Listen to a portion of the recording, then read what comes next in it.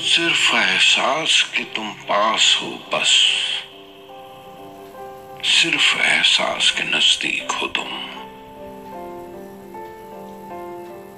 अनगिनत लोगों में घबराई हुई, अजनबी आंखों से लज्जाई हुई, तन पे लगती हैं चिपकती आंखें, बर्फ सी ठंडी सुलगती आंखें। अनगिनत नजरों में उलझा लिपटा, अनगिनत चेहरों में रखा चेहरा, सैकड़ों ताबों में उलझाई हुई, सहमी सिमटी हुई, शर्माई हुई। सिर्फ एहसास के पास हो तुम, सिर्फ एहसास के नजदीक हो बस। बाहेर रणरणतो सूर्य जणू आग ओकतो आहे, मनात कोरोनाची धास्ती। पण गेला आठवडाभर माझ्या टेबलवर मात्र मागे पुढे आजूला बाजूला सर्वत्र गुलजारांच्या साहित्यातील शीतलता, प्रसन्नता। लब हिले तो मोगरे के फूल खिलते हैं कहीं, आपकी आंखों में क्या साहिल भी मिलते हैं कहीं। हे तिचं वर्णन गुलजारांच्या सिद्धहस्त लेखणीतून कागदावर उतरलेलं। गुलजार लिहितात म्हणजे काय हो, तर निसर्गातील एक एक गोष्ट, चंद्र, पतझड, फुलं, पानं, झाडं, सगळं काही उचलून अगदी कागदावर ठेवतात आणि मग त्यामध्ये आपोआप सुगंध उतरला नाही तरच नवल। आपण खूप गर्दीच्या मोटर गाड्यांच्या आवाजातील रस्त्यावरून चाललो आहे आणि तेवढ्यात आपल्याला पूर्ण पिसारा फुललेला मोर दिसावा। खूप कर्कश संगीतामध्ये दूरवरून कुठेतरी बासरीचे आवाज कानावर यावेत। गुलकंदाच्या पाकळ्या ज्यावेळी साखरेत मुरतात त्यावेळी त्याची लज्जत वाढते आणि तो गुलकंद ज्यावेळी जिभेवर येतो त्यावेळी त्याचा आनंद अवर्णनीयच असतो ना हो। मैं जब भी गुजरा इस आईने से, इस आईने ने कुतर लिया कोई हिस्सा मेरा। इस आईने ने कभी मेरा पूरा अक्स वापस नहीं किया है। छुपा लिया मेरा कोई पहलू, दिखा दिया कोई जाविया ऐसा जिससे मुझको मेरा कोई ऐब दिख न पाए। मैं खुद को देता रहूं तसल्ली कि मुझसा तो दूसरा नहीं है। जिंदगी यूं ही हुई बसर तन्हा, काफिला साथ और सफर तन्हा। नमस्कार, सूरतेच छेडिता या मालिकेमध्ये आज जिंदगी गुलजार है या भागात आपल्यासारख्या सरुदय रसिकांचं स्वागत। संपूर्ण सिंग कालरा यांचा जन्म पाकिस्तानातील म्हणजे जे आता पाकिस्तानात आहे त्या दीना या गावी झाला। म्हणूनच बहुधा बऱ्याचदा फाळणीचं दुःख त्यांच्या लेखनातून प्रतीत होतं। गुलजारजी म्हणतात, मैं सब सामान लेकर आ गया इस पार सरहद के, मैं सब सामान लेकर आ गया इस पार सरहद के, मेरी गर्दन किसी ने कत्ल करके उस तरफ रख ली। उसे मुझसे बिछड़ जाना गवारा न हुआ शायद। मोरा गोरा अंग लैले या गीतापासून सुरू झालेला प्रवास तो छपाकच्या शीर्षक गीतापर्यंतचा। गुलजारजींचे हळूवार शब्द भावनांना हात घालण्याची किमया। इंग्रजीमध्ये ज्याला आपण प्लॅटोनिक लव किंवा डिव्हाइन लव असं म्हणतो ते गुलजारजींनी शब्दात किती छान मांडलंय।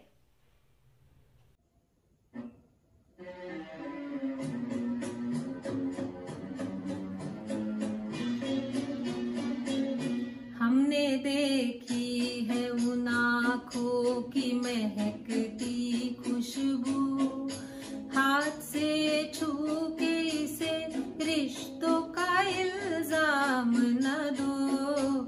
सिर्फ एहसास है ये, रूह से महसूस करो। प्यार को प्यार ही रहने दो, कोई नाम न दो।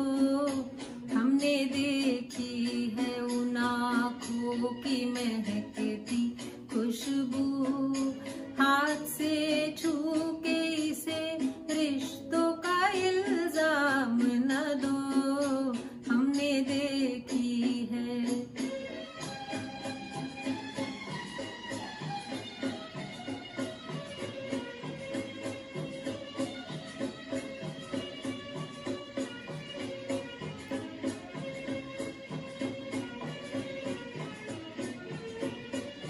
प्यार कोई बोल नहीं, प्यार आवाज नहीं, एक खामोशी है सुनती है, कहा करती है।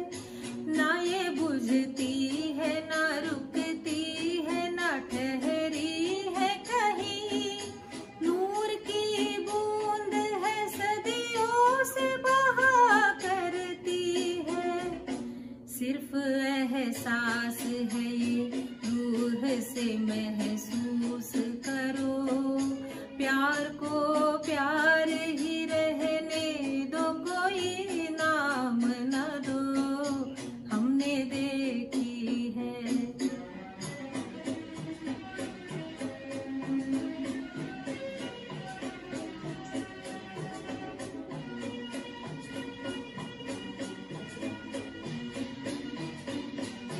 मुस्कुराहट सी खिली रहती है आँखों में कहीं, और पलकों पे उजाले से झुके रहते हैं।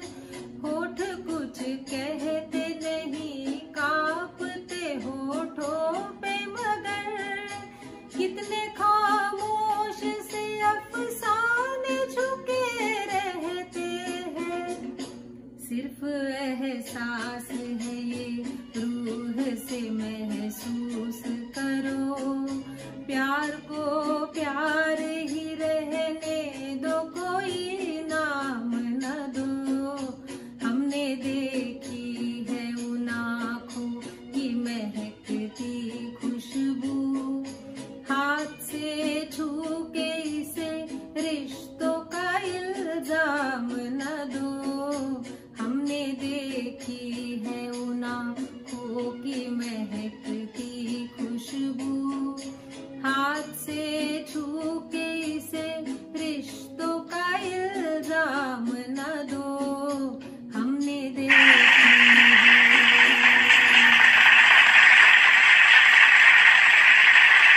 वा शीतल, एकदम मस्त. रसिका हो, शीतल करकरे मूळच्या अकोल्याच्या आणि सध्या गोवा इथे वास्तव्यास आहे. तिचा परिचय करून देताना जरी अहो कहो म्हटलं तरी ती माझी मैत्रीण आहे. मंडळी, एक साधारण 4-5 आठवड्यांपूर्वी आम्ही मैत्रिणींनी एक लाईव्ह कार्यक्रम करायचं ठरवलं होतं आणि त्याला नाव दिलं होतं सुरतेचं छेडिता.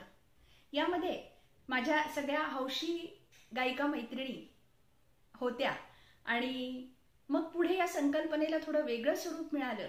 आपल्यासारख्या रसिकांचा भरघोस प्रतिसाद मिळाला आणि मग आता औरंगाबाद, नागपूर इथून सुद्धा फोन यायला लागले की आम्हाला या कार्यक्रमात सहभागी व्हायचे आणि या कार्यक्रमाला एक छान नवं स्वरूप मिळालं. पण तरी ज्या मैत्रिणींनी आम्ही हा कार्यक्रम ठरवला होता त्यांच्याच जोडीने सुरुवात करून पहिले 2 एपिसोड करण्याचं आमचं ठरलं आणि हा आजचा दुसरा एपिसोड जो तुमच्या समोर सादर होतो आहे. शीतल मनापासून संगीतावर प्रेम करणारी, गीतांचा मनमुराद आनंद लुटणारी. तिचा संबंध गणितातल्या आकड्यांशी आहे. गोवा येथे तिचे स्वतःचे मॅथ्सचे क्लासेस असले, रोज वृक्ष आकड्यांशी संबंध असला तरी गीतातला ओलावा काही केल्या कमी होत नाही. तिचे अजून गीतं आपण ऐकणार आहोत. तर आपण बोलत होतो गुलजारांविषयी. इतरांप्रमाणे गुलजार सुद्धा पोटाच्या काळजीने मुंबईत आले. दो लफ्जों की है प्रेम कहानी या शब्दांमध्ये गुलजारजी कधी प्रियकर प्रेयसीला इटलीत फिरवून आणतात, तर कधी नयनों की मत सुनियो रे नयना ठगलेंगे अशा शब्दांमध्ये माणसाचा खरा चेहरा दाखवतात. आणि या खऱ्या दुनियेची, या प्रॅक्टिकल दुनियेची पोटापाण्याची व्यवस्था म्हणून ते मुंबईत आले. तिथे आल्यानंतर त्यांनी कार मेकॅनिक म्हणून एका गॅरेजमध्ये काम केलं. आणि योगायोग म्हणा, सुदैव म्हणा, त्यांची गाठ पडली बिमल रॉयशी. बिमल रॉय सारख्या चाणाक्ष दिग्दर्शकाच्या नजरेतून एक प्रतिभावंत कलाकार सुटला तरच नवल. मग कथा, पटकथा, संवाद लेखन याची सुरुवात झाली. त्यावेळी त्यांचे सहकारी होते, काय नाव आहेत बघा, ऋषिकेश मुखर्जी, बासू चॅटर्जी, प्रतिभावंतांचा मेळाच जणू. आणि मग या सगळ्यांच्या सान्निध्यात गुलजारजींच्या व्यक्तिमत्वाला एक नवा आयाम मिळाला. बिमलदांनी विचारलं, बंदिनी नावाचा माझा चित्रपट प्रदर्शित होणार आहे, लिहितोस गाणं? गुलजारांनी लगेच होकार दिला आणि ते मधुर गाणं तयार झालं. मोरा गोरा अंग लैले मोहे श्याम रंग दे दे. SD बर्मनच्या स्वरसाजाने चढलेले हे गाणं. रसिक हो, SD नंतरची पुढची पिढी म्हणजे आरडी आणि गुलजार या नावाचं जे काही रसायन तयार झालं ते आपल्यासारख्या रसिकास सांगणे न लगे. ज्यावेळी आरडी गेले त्यावेळी गुलजारजींनी त्यांच्यावर एक कविता लिहिली. त्या कवितेचं नाव आहे पंचम. याद है बारिशों का दिन पंचम, जब पहाड़ी के नीचे वादी में धुंध से झांक कर निकलती हुई रेल की पटरियां गुजरती थी. धुंध में ऐसे लग रहे थे हम जैसे दो पौधे पास बैठे हो. हम बहुत देर तक वहां बैठे, उस मुसाफिर का जिक्र करते रहे जिसको आना था पिछली शब, लेकिन उसकी आमद का वक्त टलता रहा. देर तक पटरियों पर बैठे हुए रेल का इंतजार करते रहे.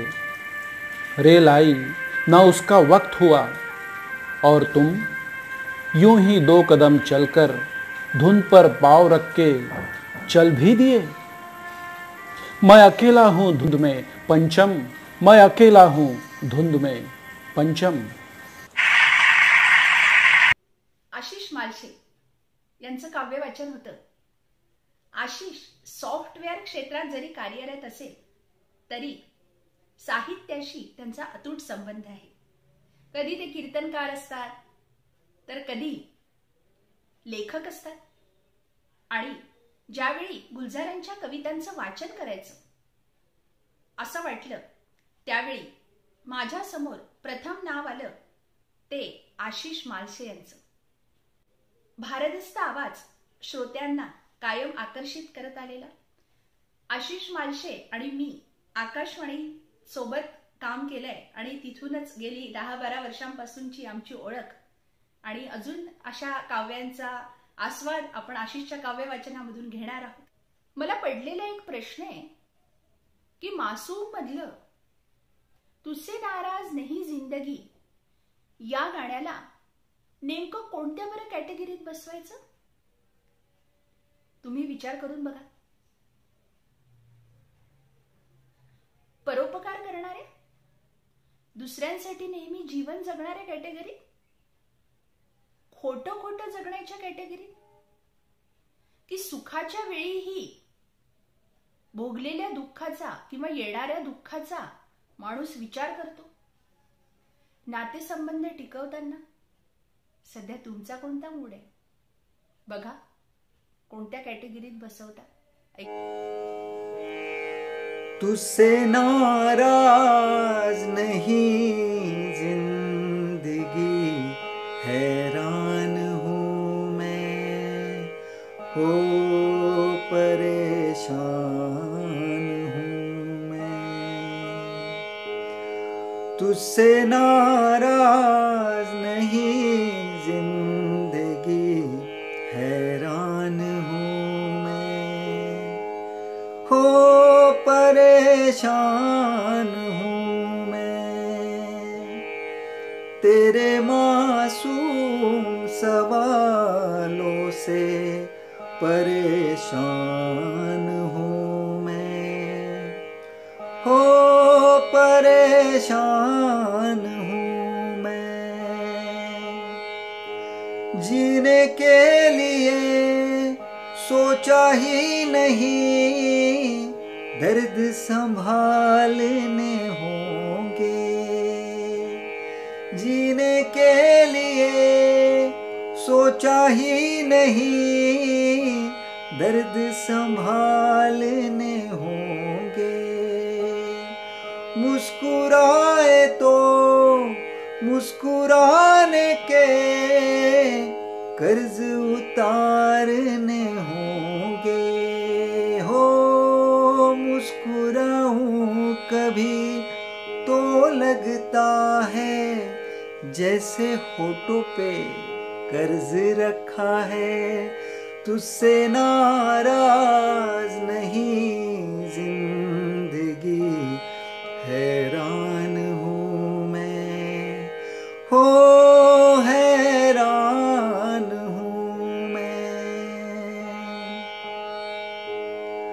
आज अगर भर आई है बूंदे बरस जाएगी। आज अगर भर आई है बूंदे बरस जाएगी। कल क्या पता किन के लिए आंखें तरस जाएगी। हो जाने कब गुम हुआ कहाँ खोया है, एक आंसू छुपा के रखा है। तुझसे नाराज नहीं जिंदगी, हैरान हूँ मैं, हो हैरान हूँ मैं। तेरे मासूम सवालों से परेशान हूँ मैं, हो परेशान हूँ मैं, परेशान हूँ मैं, हो परेशान हूँ मैं।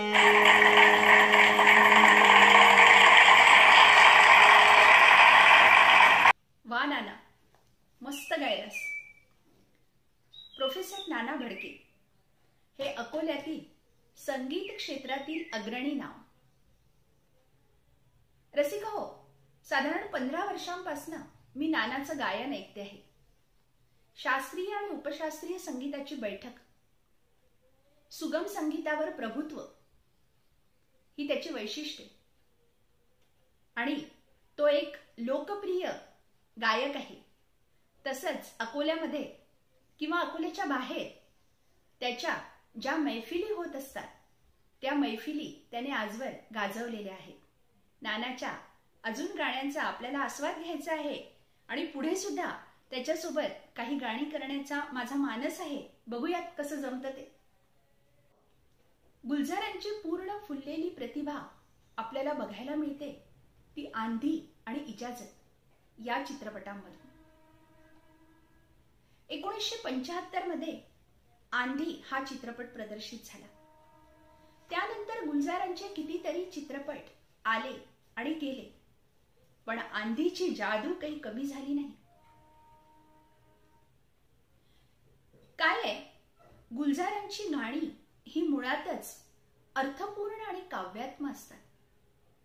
जे संवादातून सांगता येत नाही ते गुलजार काव्यातून सांगतात.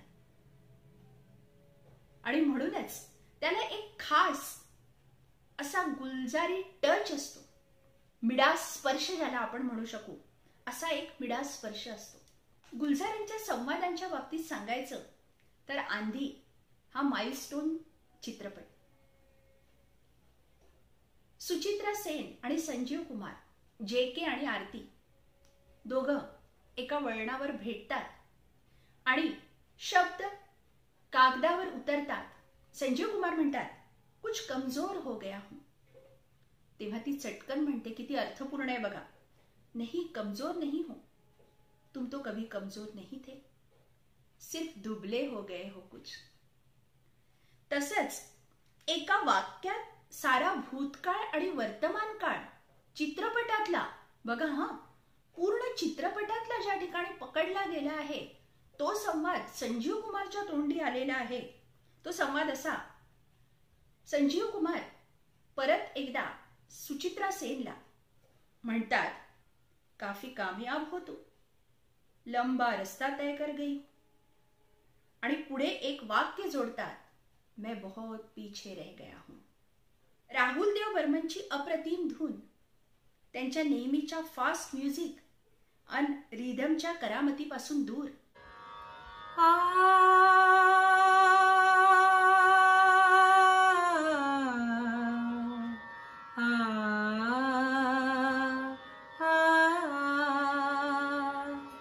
इस मोड़ से जाते हैं, इस मोड़ से जाते हैं, कुछ सुस्त कदम रसते, कुछ तेज कदम राहें.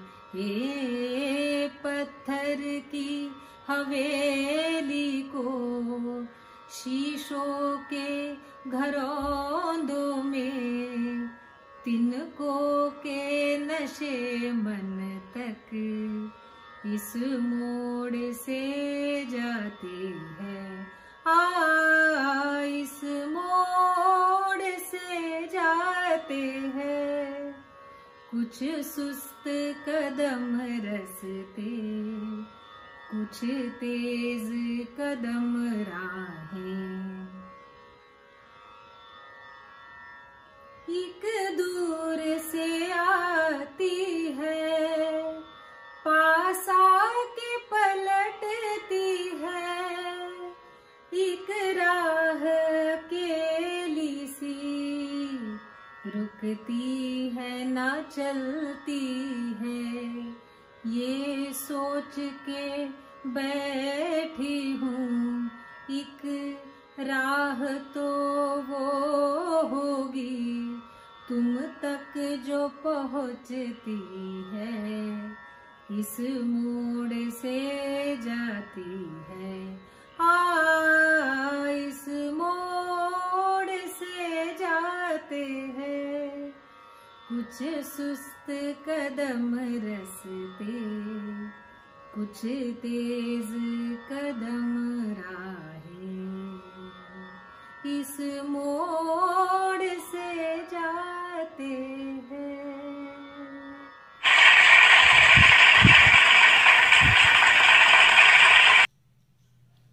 मस्त शीतल. रसिका हो, एकदा गुलजारजींच्या वाचण्यात एक कथा आली.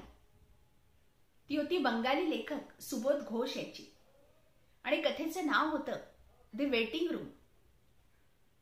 गुलजारजींच्या मनात कथा घोळत राहिली आणि मग त्यांनी नव्यानं ती कथा लिहायला घेतली. कथा लिहून पूर्ण झाली. पूर्ण झाल्यानंतर ते सुबोध घोषांकडे गेले. त्यांना कथा दाखवली आणि म्हणाले, ही तुमची कथा. त्यावर सुबोध घोषांनी अतिशय नम्रपणे उत्तर दिलं, कथा उत्तम आहे, कारण त्याला खास गुलजारांचा स्पर्श आहे, पण ही कथा माझी नाही. पण मंडळी, सांगण्यासारखी गोष्ट अशी की तरी सुद्धा ज्यावेळी तुम्ही इजाजत हा चित्रपट बघाल तेव्हा श्रेयनामावली बघा.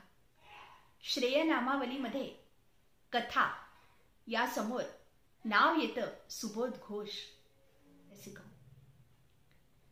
गुलजारांचं आणखी एक वैशिष्ट्य म्हणजे गुलजारांच्या बऱ्याचशा गाण्यांमध्ये बघा असे शब्द आलेले आहेत. चल छैया छैया छैया छैया, चप्पा चप्पा चरखा चले, छै चप्पा छै छप्पा के छै, मैयम मैया, दम मार दम तारो मस्त मस्त. आणि अशा गाण्यांनी अशा शब्दांनी ही गाणी जी आहेत ती नटलेली आहेत. एकदा R.D. बर्मन गुलजारांना म्हणाले की काय मला असे परिच्छेदच्या परिच्छेद देतो आहेस गद्यात्मक चाली लावण्यासाठी, आणि मी कसे बरे हे चाली लावणार. आणि हे उद्गार त्यांनी ज्या गाण्याच्या वेळी काढले ते गाणं होतं मेरा कुछ सामान.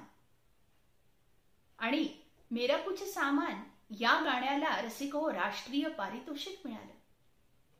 म्हणून R.D. आणि गुलजार हे रसायन रसिकांच्या कायम स्मरणात राहणार. गुलजारांचा माणूस म्हणून जगणं याची साक्ष देणारी एक कविता आपण ऐकूया, ज्याचं नाव आहे लिबास. मेरे कपड़ों में टंगा है तेरा खुशरंग लिबास, घर पे धोता हूँ हर बार उसे और सुखा के फिर से अपने हाथों से उसे इस्त्री करता हूँ, मगर इस्त्री करने से जाती नहीं शिकने उसकी, और धोने से गिले शिकवों के चकते नहीं मिटते. जिंदगी किस कदर आसान होती, रिश्ते गर होते लिबास और बदल लेते कमीजों की तरह. रसिका हो, गुलजार म्हणजे जीवनावर भाष्य करणारा, त्यातच सदैव रमलेला कवी. आणि कमल हसन म्हणजे त्याच जीवनातले रंग उधळत जाणारा सच्चा माणूस. हे दोघे एकत्र आल्यावर दिल को छू लेने वाली बात पैदा होणारच.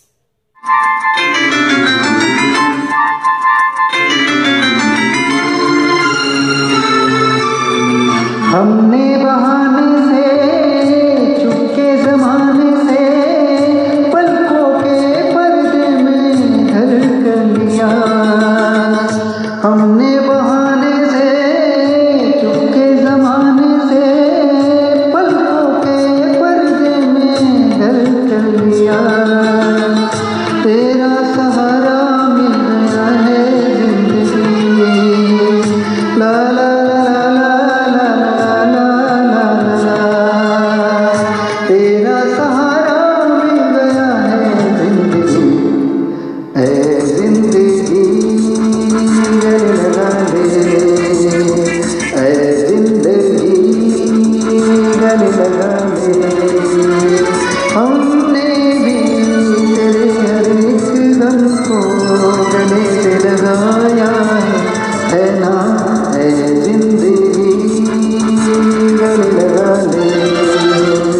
है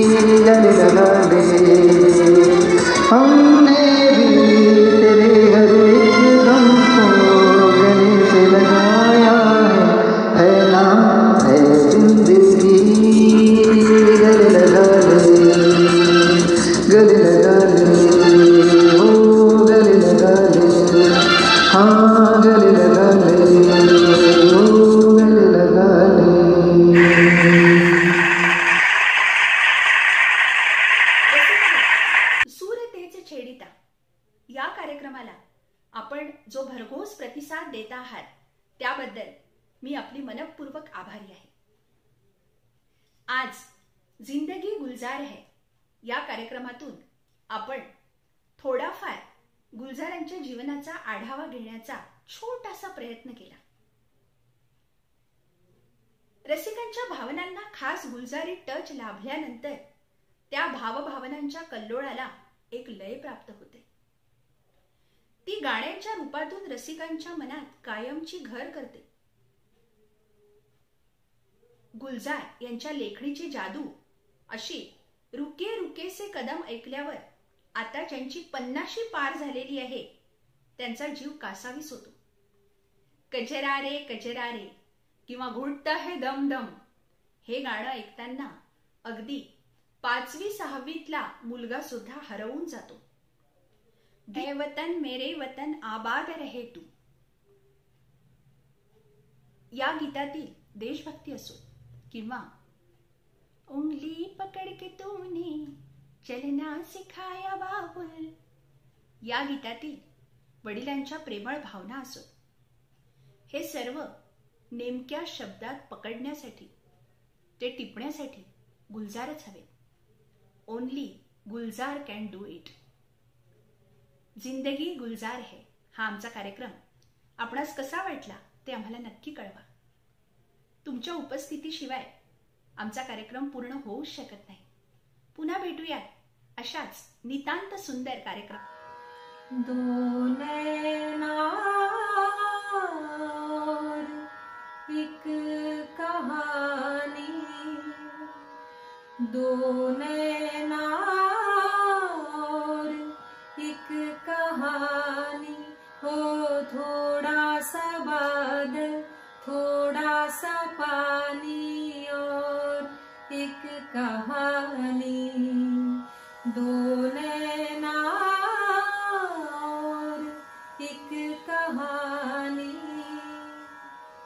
छोटी सी दो झीलों में वो बहती रहती है. छोटी सी दो झीलों में वो बहती रहती है. कोई सुने या ना सुने कहती रहती है. कुछ लिख के और कुछ जुबानी, हो थोड़ा सा